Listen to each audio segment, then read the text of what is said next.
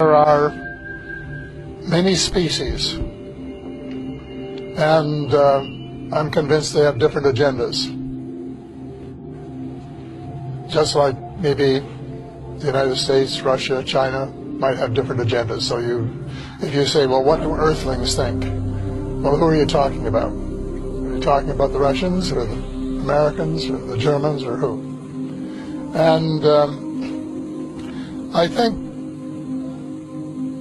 there have been face-to-face meetings, probably with species who look very much like humans. And some of them come from planets in our own solar system. And they are people who could be walking down the corridors of the Pentagon and would be unrecognized. Then there are other species, such as the greys, for example, which are very distinct in their looks. They're short, they have very large heads, very long arms, and very big eyes, and they're more like the ones that we usually see in the cartoons of extraterrestrials. They're not little green men, which we used to say, little green men from Mars, but they're short, dark-skinned, what they were designated as by the United States government, extraterrestrial biological entities, EBs. So the EBs, that group of them, look very different. And they may have an agenda which is quite different from some of the others, because there are different degrees of spirituality. And in the meantime, the MJ-12, this is the very small elite group that President Truman set up to manage the extraterrestrial file and to report directly to the President. They allegedly made a deal with the Greys to exchange technology and to allow them to do a limited number. That's a joke to say, you know, but the deal was a limited number of abductions in exchange for technology. And that as a result of this arrangement, over the years, the United States has managed to what we call back engineer or replicate the extraterrestrial technology, both on the weapons side and on the transportation side, to the point where Dr. Stephen Greer's witnesses said about the flying saucers, you can't tell whether it's one of theirs or one of ours because they look so much alike.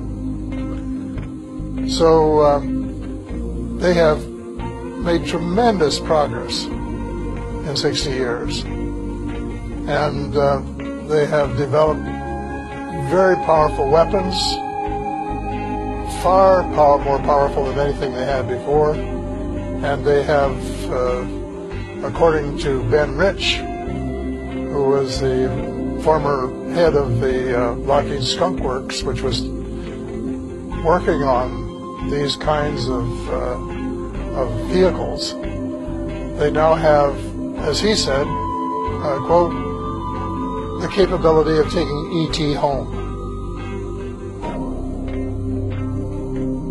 And so when you say happiness, I think you have to then say happiness between whom and by whom, because there's no carte blanche single answer to that question.